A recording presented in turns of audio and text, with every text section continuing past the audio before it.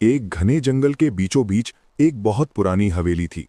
दूर दूर तक लोग कहते थे कि उस हवेली में कोई नहीं रहता, लेकिन फिर भी वहां रात को खिड़कियां अपने आप खुलती बंद होती हैं। किसी के कदमों की आवाज आती है और कभी कभी टूटे हुए झूमर से हल्की रोशनी झिलमिलाती दिखाई देती है। उस हवेली का नाम था भैरव महल।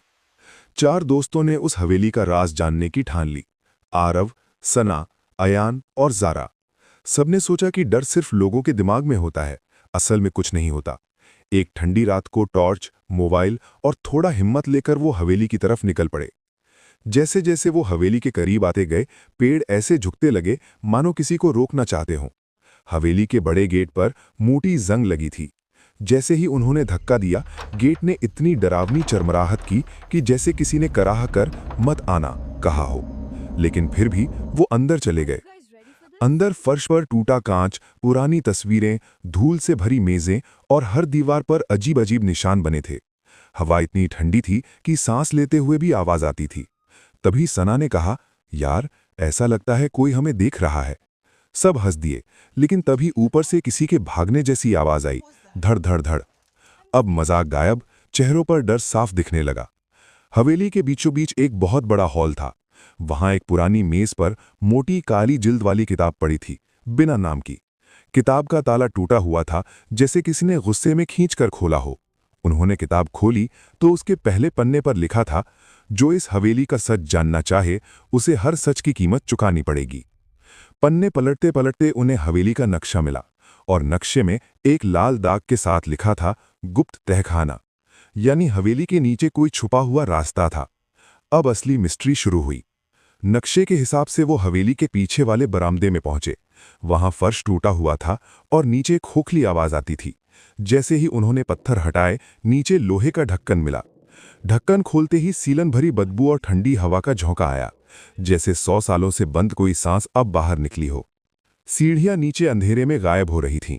टॉर्च ऑन, दिल तेज धड़कता हुआ वो नीचे उतरने लगे।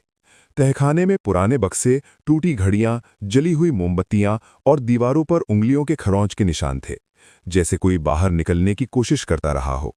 और तभी किताब के पन्ने अपने आप उलटने लगे। अब असली ट्विस्ट आया। किताब में हवेली के मालिक राजवीर भैरव की कहानी लिखी थी। वो बहुत अमीर था, लेकिन लालच में उसने काले तंत्र में हाथ डाल दिया। उसने अमर होने की पूजा की, पर पूजा उल्टी पड़ गई। उसका शरीर तो मर गया, लेकिन उसकी आत्मा हवेली में कैद हो गई। और जो भी इस हवेली का सच जानने आता, वो वापस नहीं जा पाता। इन सबको पढ़ते पढ़ते अचानक पीछे से किसी के धीमे कदमों की आवाज आई।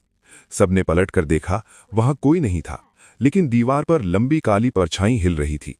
अब दिल की धड़कन सीने के बाहर आने लगी। तभी अयान की टॉर्च बंद हो गई। पूरा तहखाना अंधेरे में डूब गया।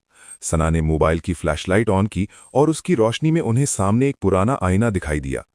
आईने में सिर्फ उनका चेहरा नहीं था, उनके पीछे एक लंबी काली शक्ल खड़ी थी, बिना आंखों के, सिर्फ खाली गड्ढे।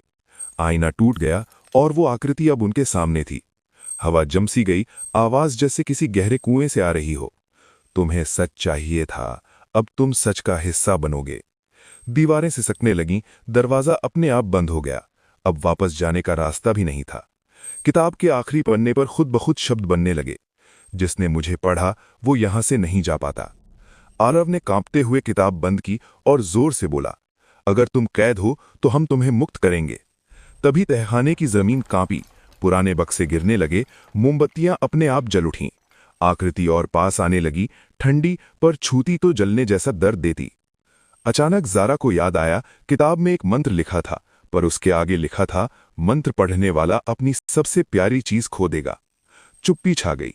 अब चुनाव था, अपनी जान या अपनी सबसे प्यारी चीज। सना ने बिना सोचे मंत्र पढ़ना शुरू किया। हवा तेज हो गई, चीखों जैसी आवाजें आने लगी। आकृति तड़पने लगी, दीवारों पर साए इधर उधर भागने लगे। आखिरी शब्द बोलते ही हवेली में तेज धमाका हुआ और सब बेहोश हो गए। जब होश आया, वो बाहर थे। हवेली शांत, आसमान साफ, सब बच गए। पर सना रो रही थी, उसकी आवाज चली गई थी, वो बोल नहीं पा रही थी। हवेली ने अपनी कीमत ले ली थी।